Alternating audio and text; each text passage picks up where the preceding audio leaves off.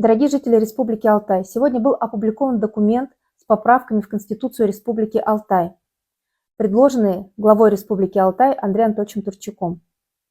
Поправки очень существенные. Они меняют основы Конституции Республики Алтай в части структуры власти в регионе и принципов территории Республики Алтай.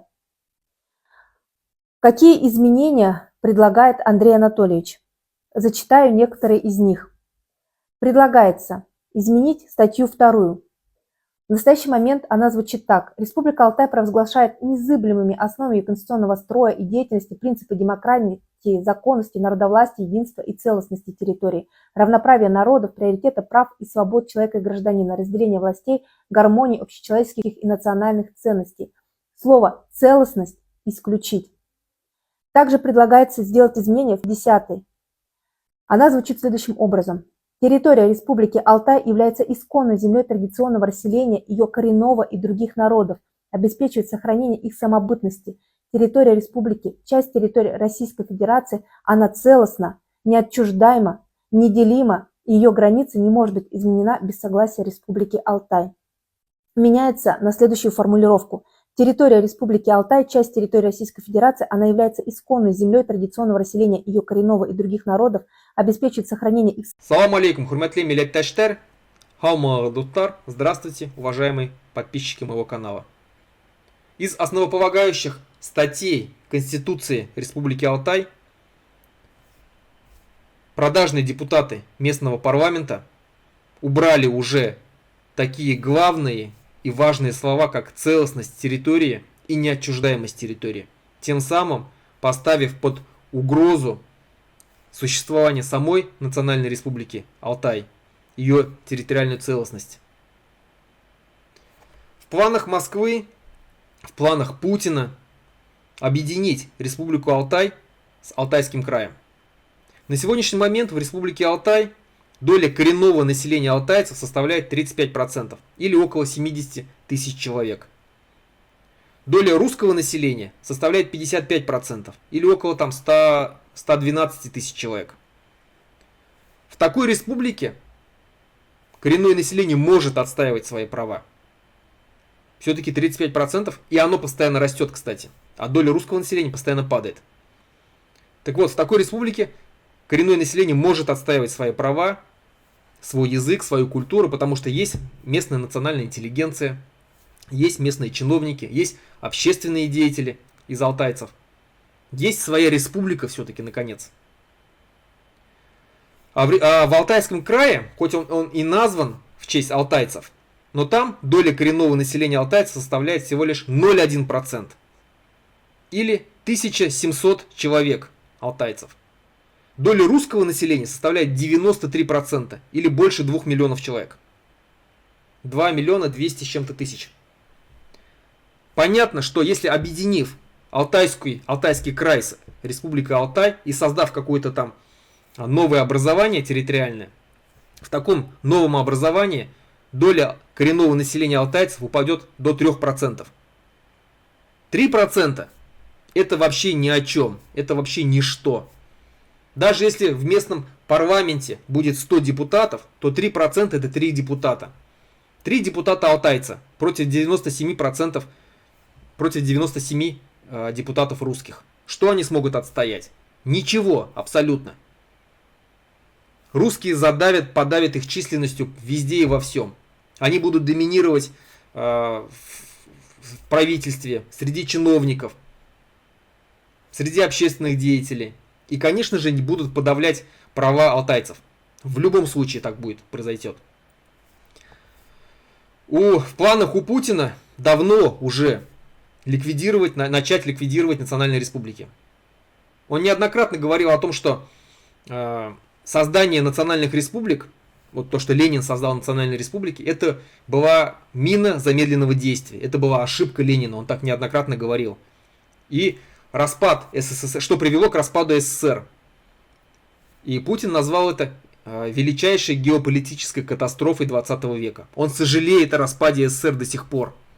Он сожалеет о том, что народы СССР сегодня обрели независимость и свои национальные свободные независимые государства. Именно поэтому он пытается вновь создать империю СССР 2.0, вернув под контроль все бывшие народы. Вот именно поэтому он сейчас воюет против Украины, пытаясь уничтожить украинский народ, поработить его и вернуть его в состав России.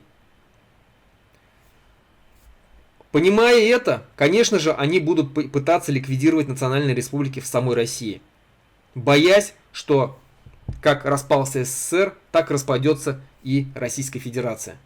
Начинать они будут с маленьких республик, с таких как Республика Алтай, где не такое сильное национально-освободительное движение, где не такой пассионарный народ. Начнут с Алтая, потом перейдут к Хакасии, потом перейдут к Карелам, где доля коренного населения составляет всего там что-то около 6 или 8%. Потом постепенно будут переходить к другим республикам, к бурятам, к Мордовии, к Удмуртии, к Мариэл, потом Якутия пойдет, потом Республика Башкортостан, Татарстан, Ичкерия, Чеченская республика. Так они ликвидируют все национальные республики. В планах по ликвидации Республики Башкортостан уже давно и не раз высказывались такие версии, что Республику Башкортостан хотят объединить с Челябинской областью и назвать все это Уральским краем. Так вот, на сегодняшний момент в Республике Башкортостан доля коренного башкирского населения составляет 31%. Или 1 миллион 200 с лишним тысяч человек. Вроде бы кажется, что коренное население мало, да, в процентном соотношении, 31%. Но численность более миллиона человек, 1 200 000. Доля русского населения тоже не больше 50%. Их всего 37% или 1,5 миллиона. Еще почти 1 970 000 татарского населения или 23%. Еще дополнительно. Так вот, а в Челябинской области на сегодняшний момент, хоть это и были раньше башкирские земли полностью, за время колонизации русского населения сегодня там в общей численность Челябинской области составляет 3 миллиона 400 000 человек, из которых 83% это русские. Их 2,8 миллиона. 2 миллиона 800 000 русских там проживает. Башкир там всего 160 000. Или там 4,6%. Татар 180 000 человек. Или 5,3%. Так вот, если объединят Челябинскую область с Республикой Башкортостан, назовут это Уральским краем, то доля башкир, как коренного населения, упадет до 20%. Это в лучшем случае. Доля татар упадет до 15%. А доля русских возрастет до более 60% их станет. В общей численности их станет что-то около 4 с лишним миллиона, 4 миллиона 300 000. Тогда уже башкиры, даже объединившись с татарами, будут составлять всего лишь 35%. И ни о каком отстаивании своих прав, своих языков, своей общей религии ислама, своей тюркской культуры не может быть идти речи. В процентном соотношении русские всегда будут выигрывать, всегда будут подавлять. В парламенте будет происходить то же самое. Поэтому мы прекрасно понимаем все эти планы Кремля по ликвидации национальных республик. Именно поэтому сейчас сажают так активно всех национальных деятелей, всех политических национальных деятелей из национальных республик.